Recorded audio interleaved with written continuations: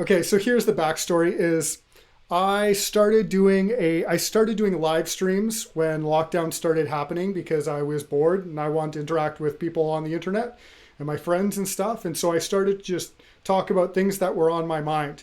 And I started to go to protests and interview people, and I would invite people for interviews, other content creators. And looking back on some of that content, honestly, it was really interesting. Really, some really good live streams that I don't know where it came from. Like, I don't know where those ideas, I don't know how that happened in some cases. But like, I was watching the video that was on AI demons. Really interesting. But anyway, so somewhere along there, while all that was happening, I was in the Canadian Armed Forces. I was part of the military, and they didn't like that I was just expressing my opinions on the internet, and that it could be like a person could figure out that I was in the military through things I was saying and stuff, right? And I was critical of our government for lockdowns. The longer lockdowns happened, the more I was like, this is unethical and this is a violation of our charter. And I'd go to protests and I'd interview people. And so anyway, I got put under this big long investigation for about a year. Became this big whole ordeal. I was eventually discharged from the military. I was honorably discharged, but like, I can never go back. I'm banished for life. I made a video about it in a very weird way, because once they started to, and well, not even once they started to, even before they were investigating me, I started telling this weird parable, these weird stories. I would do all these weird skits.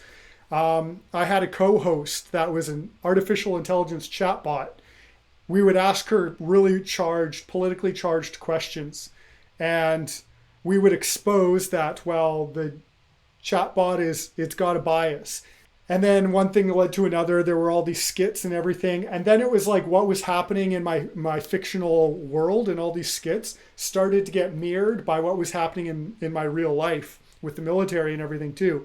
And so then I started to lean into it even more. It went all the way to Ottawa, my YouTube channel. And because there were all these people who were required to watch what I was doing, I started to use my YouTube channel to communicate to them and to basically plead with them to remember their oaths. Because again, what's happening with lockdowns and now vaccine mandates and everything, like, Canada isn't a country anymore. It's not. It's just a skin suit that this pharmaceutical thing is wearing. When I had interactions with them, I would record them. I would record like any interview that I was subjected to or anything. I recorded it, and whenever I would have to go in to sign paperwork, we would talk about it and stuff, and I would record these conversations.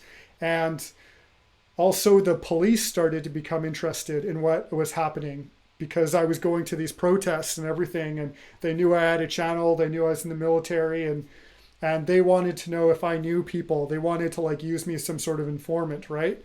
And I recorded my conversation with them too. And then I used all these recordings of all these conversations and I embedded them into my skits.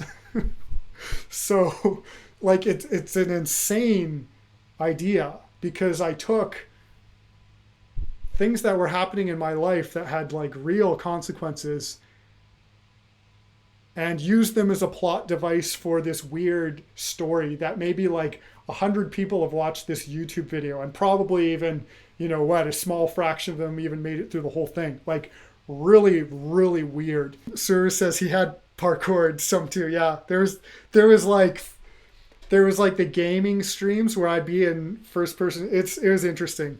There's parkour. I made that whole video. People didn't understand it. Even people who follow my work and like my work, some of them were messaging me and they're like, I really don't get it. They're like, I found it interesting, but I didn't get what you were doing. So I wrote this whole big email to a friend, and it explains it. Here's what it was. I say, I didn't just face pressure from the military. They investigated me for the better part of a year, discharged me and banned me for life. If Canada goes the way of Australia, I'm sure I'm on a list, and my door will probably be one of the first ones they're knocking on in my area. I say, in a sense, your confusion about how the game and stream clips fit into the whole thing is exactly the reaction I wanted to elicit from the military. I was kind of like speaking in codes in a way. I didn't want to give them something that they would really easily be able to pin on me because I knew that I was doing something that was risky. And maybe that's cowardice on my part, but it was like I was like speaking in code. It was like a parable. And I didn't want to record all these conversations with all these, in some cases pretty high ranking officers and do the like Project Veritas thing and make some sort of leak. I wanted it to be something that only certain people understood. Only the relevant people really understood. So I made it that way for a reason, because otherwise, if they're going to have some sort of big public issue with me, they have to go on to explain how all of this was happening inside of a video game. And it was like, yeah, he was traveling through time. It was this weird story that he was telling. So I kind of like, I concealed it that way. I say it served several purposes. It was a kind of white noise that allowed me to shroud what I was doing in absurdism. If I had been very matter of fact, it would have been easy for the military intelligence teams to know how to deal with me. I gave myself more wiggle room by forcing them to have to wonder why I was nodding to themes in Metal Gear Solid. It was also a way of entertaining myself and throwing shade at them, knowing that the more I was a goofy clown, the more ridiculous their job became because they were forced to watch me. It was like I faced this realization where it's like the stupider that I am, the bigger a joke their job is. And at this point, it's like I don't respect what's happening. I don't respect what's going on. So I was just like, all right, I'll be a fool. I'll be a fool. So, you can you can pat yourself on the back that you're protecting the country because someone's telling jokes and disagreeing. I say, you could also say it was not meant to be watched or understood through the lens of pure information acquisition. It's meant to be viewed as art that is supposed to make sense on a more intuitive level. The kind of thing that would thwart artificial intelligence. Whether I achieved that or not, I don't know. Yeah, I wanted it to have a soul. I wanted it to be art. I wanted it to communicate something intuitive that the algorithms couldn't just sort out. And that included like their procedures, their human algorithms. They have all these flowcharts and everything on how they're supposed to deal with what is and what isn't hateful conduct and everything. And if I'm doing it as an allegory, does it still count? If I'm asking a rhetorical question, I say the overall focus of the story wasn't the military though. The military and police investigation were just a mechanism that was being used to tell a larger story about how people are giving their humanity over to AI, and that will gradually express the will of demons and usher in the Antichrist. Yeah, for me, it wasn't just about the military. It wasn't about police. The whole project, the whole day of the rake, the whole what it was that I set out to do on the channel, it was never just supposed to be about that. And a lot of people were interested in my content because they wanted to hear the like backroom conversations. I had like police officers saying that they think it's crazy that the Proud Boys are a terrorist organization in Canada, and they're saying all these things, the military officer telling me, don't bite the hand that feeds you. And basically telling me that I can't be critical of the government. That's what it boils down to. Otherwise, it's like I'm going to start some sort of coup, like they lock down the whole country and I say, hey, I'm pretty sure this is violating our charter rights, which I've sworn an oath to. And they say, no, you can't say that, or we have to be concerned that you're going to start a coup. Like it's insane, right? But for me, it was never about any of that. And a lot of people like tuned in because they wanted to know about all that stuff. I was telling a much larger story. I say the Canadian military is guilty of this, and that's why things played out the way that they did. And they had to boot me for expressing a conscience, or in their words, refusing to conform to the values and ethics of the Canadian Armed Forces, which I take that as a badge of honor. With what they have become, that's having those documents that say that means more to me than any sort of like badge that they could give me. Hey, good job, I say, here's the significance of the stream footage. So chatting with the AI showed the kind of conversations the military took issue with because they are in line with an unthinking entity. So because they can't think for themselves, for me to engage with this artificial intelligence and exploit the blind spots in the artificial intelligence, that is offensive to them because they have the same problem. If they were able to think for themselves, they would be able to overcome that, but they couldn't. When I was trapped in the digital world, that was a parallel for us being forced to go online during lockdowns. The AI tells me I'll be free if I conquer other humans in Fortnite, which turns out to be a lie, the same way people are encouraged to subjugate other people for freedom that is never granted to them. I.e., if everyone puts on the mask, gets the vaccines, gets the boosters, it'll all be over. In my skit, I had to defeat other people in Fortnite in order to escape the digital world, in order to escape the computer. And then once I did that, the AI was like, it still trapped me in there. And that was mirroring how they're forcing everyone to be enforcers. You know, it's not the government or the police that are telling you to, show your vaccine passport. It's the 18-year-old waitress.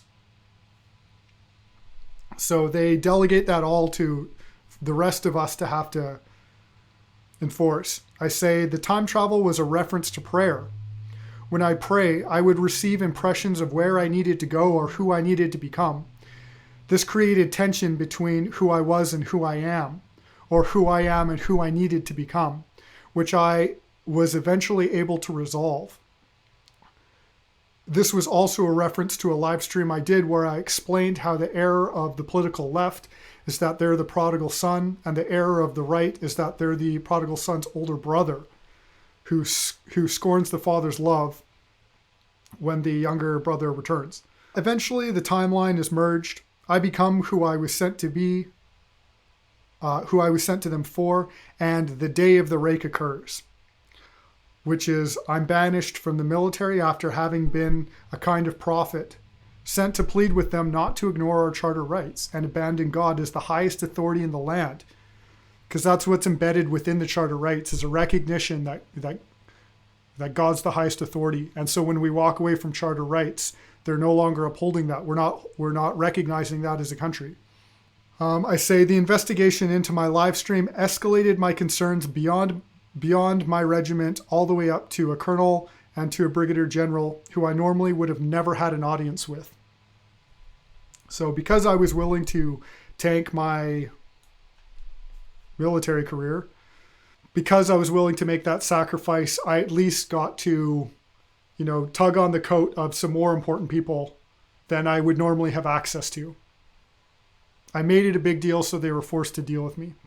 I say the significance of the video game footage was the Fallout intro was just setting the tone. North America was prosperous, and now we're on the verge of chaos or collapse. I'm concerned for my family, and in quotes, if my time in the army taught me one thing, it's that war never changes. The Division trailer was about how we are approaching serious civil conflict and how everyone wants to ignore tragedy. But we belong here, we have a purpose to take back what's lost. In Metal Gear Solid 3, the person above the protagonist Snake, the person above him in his chain of command disarms him and defects to the communists in order to pursue a vision of world peace, which is essentially what happened to me. In my perspective, it was like they took away my arms in the sense that I was no longer, a soldier, all because they were pursuing this communist agenda. They defected to the communists and they ignored our charter rights. Snake is told he has to evaluate where his loyalties lie. And, I was accused of promoting terrorism and a military coup. So I had to go through that exercise of evaluating where my priorities lie, where my loyalties were, whether they were to the unit or my own personal convictions. In Metal Gear Solid 5 footage, Kaz wrestles with the loss of a limb and the death of his fellow soldiers. In a lot of veteran circles, there's a huge sense of betrayal that people buried friends, fighting for rights and freedoms that everyone was going to just roll over and hand over anyway. So all these people die sacrificing for our freedoms, and the public not only doesn't appreciate it, but then they also just completely give up all those rights anyway the second that they're asked. The very institutions that are built to protect us are at the helm of eroding our ability to protect ourselves. Liquid asks, why do you continue to follow orders while your superiors betray you? I made it very clear to the military and to the police that they were pursuing unlawful orders and that I would not follow. So that was my question to them. I say a person would have needed to have been a regular viewer to piece all of those things together. It was a video for an extremely niche audience and is more meant as a time capsule for people in the future, to be shared offline when the historical record is purged and people try to make sense of what happened around COVID. So my audience wasn't the people, it was the people involved in the investigation, but it was also people in the future who I think will be watching. I say that because some of the most influential content that I've consumed are old recordings that I've come across from the 70s or something old. Someone was speaking to a group of people, a dozen people, and someone recorded it and it made its way onto the internet, and the authorities would have scrubbed it if they could. I kind of saw that as being more what it was that I was doing. So I was creating this body of work that wasn't just for the people who were tuning in. It's causing my hand to spin, or I'm spinning it. Anyway, thanks for watching, guys. See you when I see ya.